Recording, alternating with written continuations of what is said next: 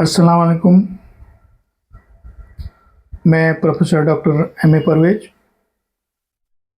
आज हमारा जो टॉपिक है लंबर स्पॉन्डिलोसिस। इसके जस्ट एक हफ्ता कबल हम लोग जो है सर्वाइकल स्पॉन्डिलोसिस में बोले थे, और आज का जो उन्वान है वो लंबर स्पॉन्डिलोसिस। लंबर जैसे कि आपको पता है, जिसको हम लोग बैक पेन बोलते हैं, ये लंबर वर्टिब्रा जो है वो 5 इन तादाद में होता है।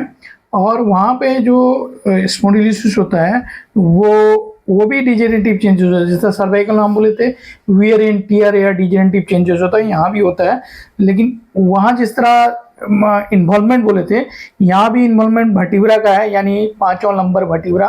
और कभी कभी जो है ये S1 वर्टिब्रा को भी इन्वॉल्व करता है। उसके बाद inter vertebral disc, facet, joints और लिगामेंट्स, जो वहाँ पे ये सारे जो मैंने नाम मैंने लिया जॉइंट का, फैसेट का, लिगामेंट्स के, सारे इन्वॉल्व होते हैं। और इसके नतीजे में जो डिजेनरेटिव चेंजेस होता है उसका मैकेनिज्म ये है कि वहाँ पे जो डिस्क जो है वहाँ डिहाइड्रेट हो जाता है, वो थिनिंग हो जाता है। दूसरा वहाँ पे जो है ऑस्टियोफाइट स्पर मीन्स उभार, यानी एक प्रोजेक्शन फॉर्मेशन होता है। तीसरा जो है फैसेट जॉइंट एर्थराइटिस। उसके बाद में लिगामेंट थिकनिंग, यानी स्टेनोसिस ऑफ द स्पाइन हो गया। ये उसका मैकेनिज्म है। और ये डिजेनरेटिव के बाद जो होता है, जो वहाँ पे लंबर स्पॉन्डिलोसिस होता है, उसका सिम्टम्स ये है कि लो बैक पेन होगा। पेन जो होगा वो क्रोनिक भी होगा और इंटरमिटेंट भी होगा। और वहाँ पे जो एक शक्ति पाया जाएगा, स्टिफनेस पाया जाएगा।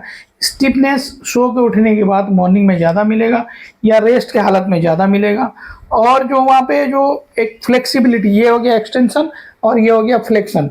वहाँ का फ्लेक्सिबिलिटी भी जो है वो यहाँ का जो फ्लेक्सिबिलिटी है, ये हो गया एक्सटेंशन, ये हो गया जो मुड़ा ए फ्लेक्सिबिलिटी, यानी वहाँ का जो फ्लेक्सिबिलिटी है वो उसमें कमी आ जाता है।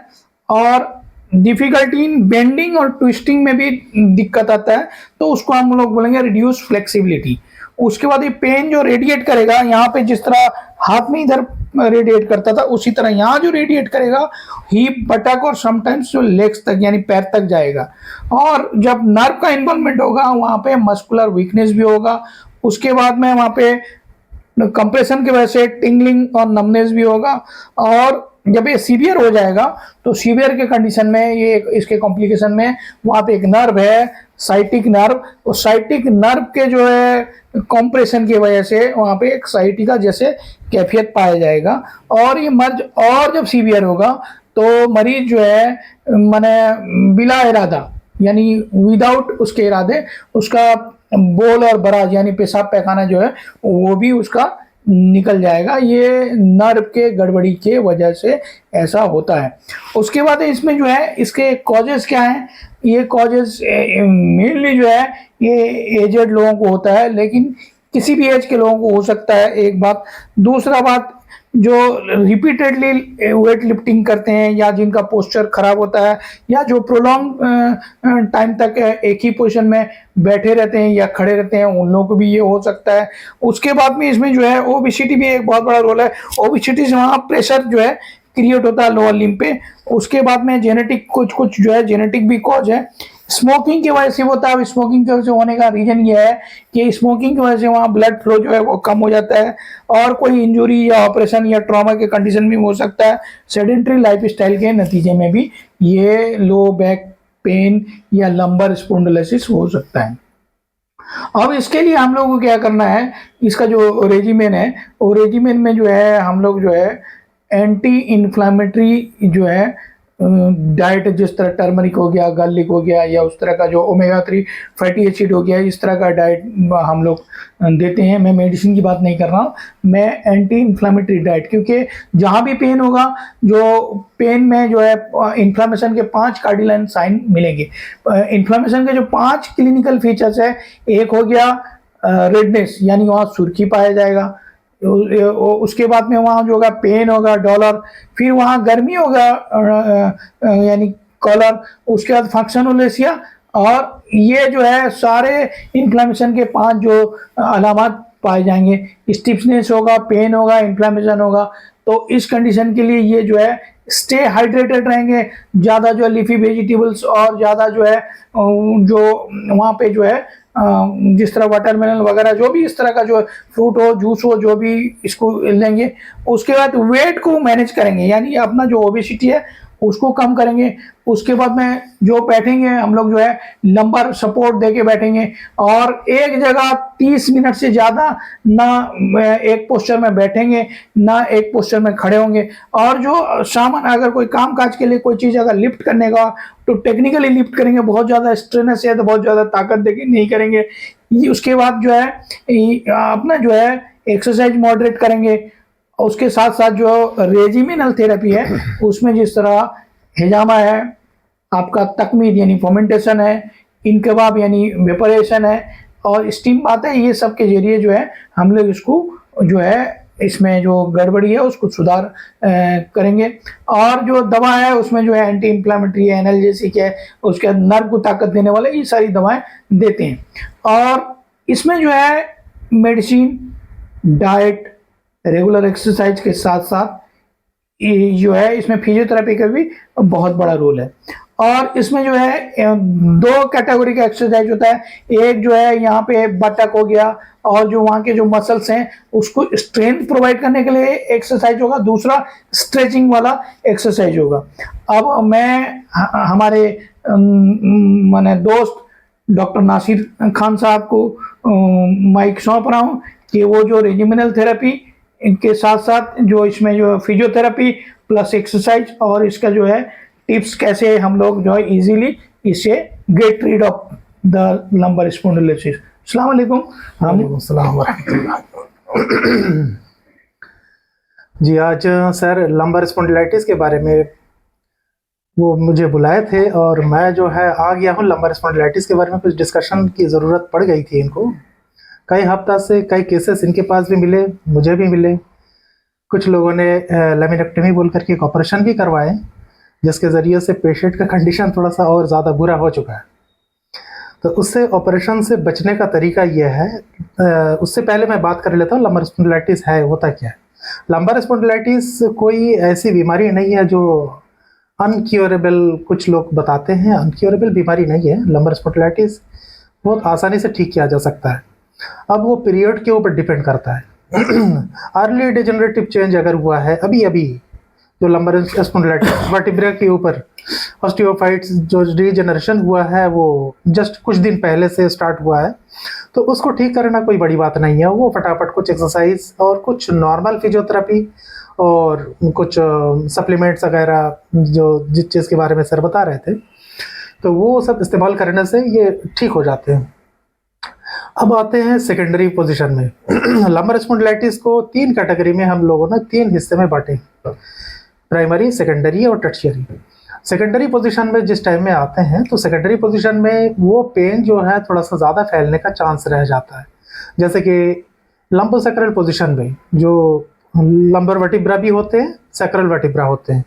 तो ये हमारे बॉडी का जो सेंटर ऑफ ग्रेविटी है वो लंबोसैक्रल पोजीशन के जस्ट बीच वाले हिस्से को हम लोग वो एक सेंट्रल पॉइंट बनाते हैं, उसको हम लोग सेंटर ऑफ ग्रेविटी कहते हैं। बॉडी के सारे बैलेंस जो है उसी के ऊपर डिपेंड करता है। तो जो भी हो तो लंबोसैक्रल पोजीशन इनमें से सबसे ज़्यादा इसमें कंजर्वेटिव होता है, सबसे ज़्यादा वहाँ पे लायबल पार्ट होता है और बॉडी का सबसे ज़्यादा वेट बेयर करने वाले 2 जॉइंट्स बॉडी में होते हैं, एक नी जॉइंट्स और एक जो है ये लंबोसैक्रल पोजीशन। तो अगर किसी की खराब मतलब हम लोग कहावत में बोलते हैं ना उनकी रीढ़ की हड्डी टूट गई है तो रीढ़ की हड्डी टूटने के बाद जो है आदमी बिस्तर में लेट जाते हैं। तो ये टूटने से भी ज़्यादा खतरनाक होता है। टूटने के बाद तो जुड़ तो जाती है मगर ये जो डिजेनरेशन है इसको ये उतना आसानी से ठीक होती नहीं है। तो इसमें जब सेकेंडरी पोजीशन में पेन होने लगते हैं वो पेन का एरिया थोड़ा सा बड़ा हो जाता है। लो बैक के हिस्से में लंबोसैक्रल जो पोजीशन है उस पोजीशन में फैलते फैलते वो बटक में भी आ जाते हैं और जनरली जो देखा गया है वो बटक के नीचे में जैसे हैमस्ट्रिंग मसल में वो पेन रेडिएट करते करते नी तक पहुंच जाता है, ये सेकेंडरी पोजीशन में। और ये पेन जो है अनकंटिन्यूअस होता है, कभी होता है कभी नहीं भी होता है। जब आदमी रेस्ट में बैठे हुए होते हैं, कुछ लोग जो है उस टाइम में आराम महसूस करते हैं। जिस टाइम में प्रोलॉन्ग्ड पोजीशन में खड़े रहते हैं तो उस टाइम में उनका पेन का थोड़ा रफ्तार बढ़ जाता है। जिस टाइम वो चलने लगते हैं तो वो चलते चलते जो है एक रिस्ट्रिक्शन आ जाता है। कुछ देर चलने के बाद जो है उनको लगता है मैं कहीं बैठ जाऊं, उसके बाद फिर चलूं। ये हुआ सेकेंडरी कंडीशन। और टर्शियरी कंडीशन ऐसा है जिसमें सीवियर पेन विथ नमनेस कभी कभी जो है देखा गया है। पैराप्लेजिया बोल करके एक लफ्ज़ हम लोग इस्तेमाल करते हैं, किसी एक पैर जो है आहिस्ता आहिस्ता सुन्न होने लगता है, मतलब एक तरह का पैरालाइज्ड टाइप का हो जाता है। तो उसमें जो फिट है, कुछ लोगों को जो है वो टर्शियरी स्टेज में पहुंचने के बाद फुट ड्रॉप भी हो जाता है। फुट ड्रॉप का मतलब ये है वो अपना पैर को खींच करके, जैसे कि हम लोग चलते हैं प्लांटर फ्लेक्शन डॉर्सिफ्लेक्शन के ज़रिए से आराम से पैर का स्टेप बाय स्टेप, वो स्टेप वो ले नहीं पाते हैं, दूसरे पैर के सहारे से उनको चलना पड़ जाता है। तो इस हिसाब से अगर देखा गया है तो इस लंबर स्पॉन्डिलाइटिस को ठीक करने के लिए हमारे पास कुछ रास्ता है। मतलब ये क्लिनिकल फीचर अगर मैं बताने जाऊंगा तो बहुत लंबी हो जाएगी वीडियो, तो मैं नहीं चाहता हूँ उतना देर तक आप लोग पेशेंस रखें। तो खैर, जो उसमें सेकेंडरी जो प्राइमरी स्टेज है, प्राइमरी स्टेज में ठीक करने के लिए जनरली स्पाइनल एक्सटेंशन एक्सरसाइज वगैरह उनको समझा दिया जाता है। साथ में कुछ रिस्ट्रिक्शन बता दिया जाता है, जैसे मूवमेंट में वो पोस्चरल रिस्ट्रिक्शन, कुछ मूवमेंट वाला रिस्ट्रिक्शन। मूवमेंट का जो रिस्ट्रिक्शन ये है आगे की तरफ झुकना नहीं है और कोई भारी सामान उठाना नहीं है। तो और मैनुअल मसाज जो होता है, मतलब पेन आ गया है, मतलब पेन हुआ है बहुत ज़्यादा दिन भर, तो रात का टाइम में कुछ लोग जो है तेल से उसमें मसाज करते हैं, मालिश करते हैं। तो एक चीज़ को हमें ध्यान रखना है, वहाँ सारे के सारे कुछ बोन्स के साथ साथ सॉफ्ट टिश्यूज होते हैं और वो सॉफ्ट टिश्यू की वीकनेस की वजह से स्पॉन्डिलाइटिस आ रहा है वहाँ पे। और दबाव अगर किसी तरह का वहाँ पे पड़ जाएगा मैनुअल मसाज का, तो उस दबाव की वजह से वहाँ का टिश्यू और ज़्यादा अफेक्टेड होने का चांस रहता है। जैसे कि कुछ एंटी इन्फ्लामेटरी ऑइंटमेंट अगर आता है, कुछ तेल ऑयल भी आते हैं, तो उसमें आपको लगाने का अंदाज रहेगा, बस उसको लगा करके सहला देना है कुछ देर के लिए उस जगह, मतलब बिना कपड़े के, विदाउट एनी क्लॉथ, वहाँ पे रेस्ट में आपको रहना है जब तक वो एब्जॉर्ब ना हो। अच्छा, और जो सेकेंडरी ये एक्सरसाइज और पोस्चरल मैनेजमेंट और सप्लीमेंट, ये तीनों चीज़ से ये प्राइमरी स्टेज मैनेज किया जा सकता है। सेकेंडरी स्टेज जो है, सेकेंडरी स्टेज में अब ये प्राइमरी वाला ट्रीटमेंट से काम नहीं होने वाला है। उसमें आपको रेगुलर कुछ दिन के लिए फिजियोथेरेपी की ज़रूरत पड़ जाती है। रेगुलर फिजियोथेरेपी के मुतालिक मैं अगर कहूँ तो उसमें अब तक जो होके आ रहा था वो अल्ट्रासाउंड वेव उसमें इस्तेमाल किया जा रहा था, IFT या स्टिमुलेशन कुछ भी हो वहाँ पे इस्तेमाल किया जा रहा था। अब जो है सेकेंडरी स्टेज में अभी हम लोग थोड़ा ट्रीटमेंट पीरियड को शॉर्ट करने के लिए उसमें बहुत अच्छा ट्रीटमेंट और विदाउट एनी साइड इफेक्ट उसको फटाफट क्लियर करने का रास्ता हम लोग बना लिए।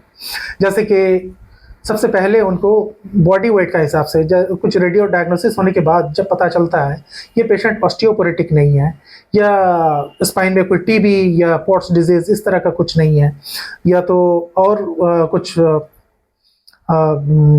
क्या बताया जी, कोई कार्सिनोमा फैक्टर नहीं है, जैसे कि कैंसर वगैरह ऐसा कुछ नहीं है, तो उसमें हम लोग according to the patients capacity उसमें lumbar traction, intermittent automatic lumbar traction को इस्तेमाल करवाते हैं। जिससे क्या है ना, वो वही इससे पहले मैंने डिस्कस किया था सर्वाइकल स्पॉन्डिलाइटिस के बारे में, उसका जो वर्टिब्रा का जो बफर वर्क है और बफर वर्क को मजबूत करने के लिए और नॉर्मलाइज करने के लिए लंबर ट्रैक्शन को इस्तेमाल करने से वो आहिस्ता आहिस्ता खुल जाता है। अब सेकंड में आते हैं लंबर ट्रैक्शन के बाद स्टेप 2 में। स्टेप 2 में क्या ट्रीटमेंट है, उसमें या तो इंटरफेरेंशियल थेरेपी का इस्तेमाल करते हैं, ना तो उसमें वो इस्तेमाल करते हैं intermediate frequency wave. Intermediate frequency wave और ये IFT या इंटरफेरेंशियल थेरेपी, इन दोनों के ज़रिए से वहाँ का जो नर्वस सिस्टम है और वहाँ एक ऐसा मूवमेंट पैदा किया जाता है जिसमें कुछ लिगामेंट्स, टेंडन्स और वर्टिब्रा के बीच में जो आपका डिस्क है, उस डिस्क का मूवमेंट अच्छी तरह से हो जाए वहाँ पे। साथ साथ वहाँ को और ज़्यादा तंदुरुस्ती दिलाने के लिए और ज़्यादा, मतलब जो सॉफ्ट टिश्यू में हार्डनेस आ गया है उसको ठीक करने के लिए, या तो ऑस्टियोफाइट्स पिघलाने के लिए उसे हम लोग लेज़र थेरेपी का इस्तेमाल करते हैं। तो क्लास 4 डायोड लेज़र थेरेपी, उसमें जा करके वो जो जमा हुआ ऑस्टियोफाइट्स है उसको बहुत जल्दी पिघला देता है और वो पिघलने के बाद मूवमेंट में बड़ी आसानी से वो आहिस्ता आहिस्ता आहिस्ता आहिस्ता डिस्क स्पेस जो है वो खुलने लग जाते हैं। ये हो गया है टर्शियरी स्टेज में। ये थोड़ा खतरनाक स्टेज है। पेशेंट उस टाइम में ज़्यादातर मतलब अपनी मर्जी से ऑपरेशन की डिसीजन ले लेते हैं। स्पाइन का ऑपरेशन वो ऑर्थोपेडिक सर्जन या न्यूरो सर्जन से मिल लेते हैं और उनकी उस टाइम में ज़रूरत पड़ जाती है। एक बात सर जो कह रहे थे वहाँ ब्लैडर एंड बाउल इनकॉन्टिनेंट वो आ जाता है। तो ये टर्शियरी स्टेज में आदमी जब पेशेंट्स के बाहर हो जाते हैं, हो सकता है उनको फिजियोथेरेपी के बारे में कोई जानकारी नहीं थी या उनके जो गार्जियन है या रिलेटिव्स है, जिस चीज़ की वजह से वो आहिस्ता आहिस्ता आहिस्ता आहिस्ता उसको सफ़र करते करते या आपका एंटी इन्फ्लामेटरी कुछ स्टेरॉइड मेडिसिन वगैरह इस्तेमाल करते करते कुछ दिन गुजरने के बाद लास्ट में वो मजबूर हो जाते हैं मतलब बिस्तर में लेटने के लिए। और उसी दौरान जो है उनका ब्लैडर एंड बाउल इनकॉन्टिनेंस या पेशाब पखाना जो है अपनी मर्जी से वो ना कर सकते हैं ना उसको रोक सकते हैं, इस तरह का कंडीशन में आ जाते हैं। साथ में वो पैराप्लेजिया का सिम्टम उसमें आ जाता है, फुट ड्रॉप होने का चांसेस रहता है और शदीद दर्द की वजह से वो सीधे खड़े भी नहीं हो पाते हैं। उस टाइम में हम लोग ये फिजियोथेरेपी के ज़रिए से मतलब उसमें रेडियो डायग्नोसिस अगर होता है तो दिखाया जाता है, उसमें लंबर कैनाल स्टेनोसिस बोल करके एक रिपोर्ट में कंक्लूजन में लिखा हुआ रहता है। वो लिखा हुआ रहता है डिस्क स्पेस में जो स्पेस है वो स्पेस का जो डायमीटर है वो रह गया है लगभग कहीं 6 मिलीमीटर, कहीं 7 मिलीमीटर, 8 मिलीमीटर, इस तरह का मतलब जो नॉर्मली होना चाहिए 14 टू 18 मिलीमीटर। तो उस तरह का कंडीशन में वो ऑपरेशन में मजबूरी में कुछ लोग करवा भी लेते हैं। मगर क्या है ना, इसमें फिजियोथेरेपी से हम लोग क्या करते हैं वो ट्रैक्शन के ज़रिए से उस स्पेस को पहले खोल लेते हैं। उसके बाद सेकेंड स्टेप में वो स्टिमुलेशन और इसकी combined therapy, laser therapy, combined therapy लगाने के बाद आहिस्ता आहिस्ता वहाँ स्पेस खुलने लग जाता है। जब स्पेस खुलता है वहाँ वो जो 6 मिलीमीटर 7 मिलीमीटर हो चुका था वो आहिस्ता आहिस्ता 10, 11, 12 नॉर्मलाइज हो जाता है। नॉर्मलाइज होने के बाद फिर वो रीढ़ की हड्डी की परेशानी से बच जाते हैं और इनके मुतालिक जितने भी प्रॉब्लम्स थे वो प्रॉब्लम्स आहिस्ता आहिस्ता सबसाइड होने लगते हैं। अब रहा सवाल पैर में जो पैरालिसिस वाला मामला है, उसमें भी स्टिमुलेशन के ज़रिए से जो वो हमारा कॉमन पेरोनियल नर्व है या साइटिक नर्व है, ये सारे नर्वस सिस्टम को जिस टाइम में पावर पहुंचाते हैं, क्वाड्रिसेप्स, काफ, प्लांटर फेशिया, ये सब मसल में जब पावर पहुंचाते हैं तो ऑटोमेटिकली पेशेंट पहले की तरह पावरफुल हो जाते हैं और जैसे वो पहले चलते थे, दौड़ते थे, जॉगिंग करते थे, वॉकिंग करते थे, ये सारी चीज़ फिर से नॉर्मल स्टेज में आ जाता है। और उससे बेहतर ये है कि फिजियोथेरेपी मतलब मैं ये अपने तरफ से एक सजेशन आप लोगों को दे सकता हूँ। जिस टाइम में आपको कमर में कोई पेन का एहसास हो तो कम से कम एक एक्सरे करवा के, मतलब एक नॉर्मल जो डिजिटल एक्सरे होता है, एक्सरे करवा के आप लोग देख लिया करें, क्योंकि इस पेन को ज़्यादा दिन तक रखिएगा नहीं, क्योंकि ये पेन जो है शुरुआत जब होता है तो लोग ज़्यादातर कुछ एंटी इन्फ्लामेटरी ड्रग्स वगैरह अपनी मर्जी से भी या कुछ लोकल फिजिशियन या अपना जो जनरल फिजिशियन है, हाउस फिजिशियन है, उनके ज़रिए से कुछ मेडिसिन वगैरह लिखवा करके जो खाते हैं वो ज़्यादा दिन तक खाइएगा नहीं, क्योंकि आपसे गुजारिश ये है कि पेन किलर खाने के बाद ये हमारा एक्सपीरियंस जो कहता है, आए रोज़ जो पेशेंट आते हैं इनके साथ साथ जो है कोमॉर्बिडिटी इतने ज़्यादा है पेशेंट के साथ, लीवर का कॉम्प्लिकेशन, किडनी का कॉम्प्लिकेशन, गल ब्लैडर का कॉम्प्लिकेशन, ब्लड में कॉम्प्लिकेशन, ब्रेन नर्वस सिस्टम में कॉम्प्लिकेशन, हार्ट में कॉम्प्लिकेशन, ये इतने सारे के कॉम्प्लिकेशन जो है एक छोटी सी दर्द की बीमारी के साथ साथ ऑटोमेटिकली ये आते गए, तो लास्ट में इनका कंडीशन बड़ा ख़राब हो जाता है। तो गुजारिश करता हूँ मेडिसिन से थोड़ा सा, खास करके एलोपैथिक जो पेन किलर और स्टेरॉइड मेडिसिन है उनसे थोड़ा सा दूर रहने की कोशिश करें। फटाफट इसका डायग्नोसिस चालू कर दें और प्रॉपर ट्रीटमेंट जिस तरह से हम लोगों ने कहा है उस हिसाब से आप चलने की कोशिश करेंगे, कामयाब रहेंगे इंशाल्लाह।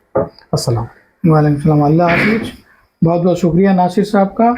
और हम आप लोगों से एक ही अपील करेंगे, तो डॉक्टरों से जो मेडिसिन ले रहे हैं वो तो एक फिर भी कुछ गुंजाइश से चलेगा, काउंटर में भी बहुत सारे जो है काउंटर सेलिंग जो है पेन किलर वगैरह चलते हैं, स्टेरॉयड बाई की दवाई सब मिलते हैं, तो इससे ज़रा परहेज कीजिए, अपना बीमारी को जो है अपना ख्याल रखिए। Take care and be healthy, stay blessed.